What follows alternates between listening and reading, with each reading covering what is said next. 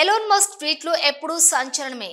Wikipedia పేరు మార్చితే కోట్లు ఇస్తా అన్న ఆయన తాజా వ్యాఖ్యలపై ప్రపంచవ్యాప్తంగా చర్చ నడుస్తోంది.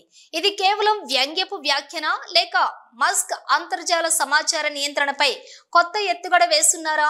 ఈ వ్యాఖ్య సమాచార యుద్ధంలో కొత్త మలుపుగా మారుతుందా?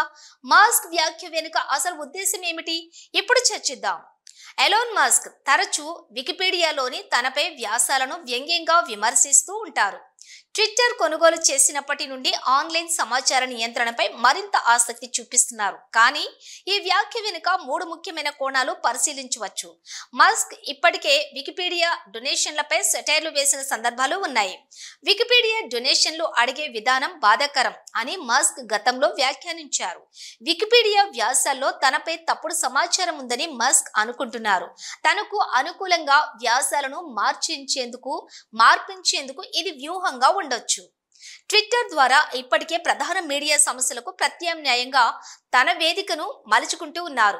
కొనుగోలు తర్వాత మస్క్ ప్రధాన మీడియా సంస్థలను నిలదీస్తూ వస్తున్నారు. వికీపీడియా కూడా ఒక కీలక సమాచార వేదిక. దీని విశ్వసనీయతను ప్రశంసించాలనుకుంటున్నారా? గతంలో గూగుల్, మైక్రోసాఫ్ట్ A1 మోడళ్లపై విమర్శలు చేసిన మస్క్ ఇప్పుడు వికీపీడియాను లక్ష్యంగా చేసుకున్నారా? వికీపీడియా పేరు మార్పు సాధ్యమేనా లేదా? ఇప్పుడు చూద్దాం. వికీపీడియా ఓపెన్ సోర్స్ ఎన్సైక్లోపీడియా, కానీ దాని పేరు మార్పుకు కమ్యూనిటీ అంగీకారం తప్పనిసరి. 2001 నుండి వికీపీడియా బ్రాండ్గా స్థిరపడిన ఈ పేరు మారడం దాదాపుగా అసాధ్యం. ఎవరైనా అధిక మొత్తంలో డొనేషన్ ఇస్తే వారు నిబంధనలను మార్చగలరా అనేది ప్రస్తుత పరిస్థితిలో ప్రశ్నార్థకం. మస్క్ వర్సెస్ వికీపీడియా గతంలోని సంఘటనలు ఇప్పుడు చూద్దాం. వికీపీడియా వ్యాసాల్లో మస్క్ పట్ల నెగిటివ్ టోన్ ఉన్నట్లుగా ఆయన అనేకసార్లు ఆరోపించారు. వికీపీడియా నమ్మదగినదా అనే డిబేట్ ను మస్క్ ముందుకు తెచ్చారు. ఎక్స్ లో విశ్వసనీయత స్కోర్ పద్ధతిని ప్రవేశపెట్టిన మస్క్ అదేవిధంగా వికీపీడియా విశ్వసనీయతను ప్రశంసించాలనుకుంటున్నారా?